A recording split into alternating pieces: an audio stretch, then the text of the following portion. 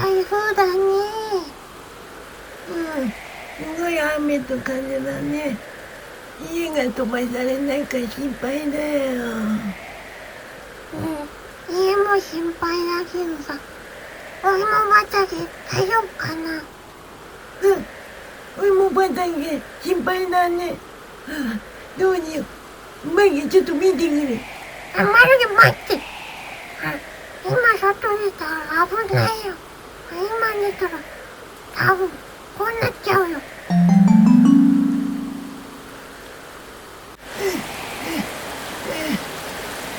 おじさん、お願いです。お芋畑を荒らさないでください。お願いします。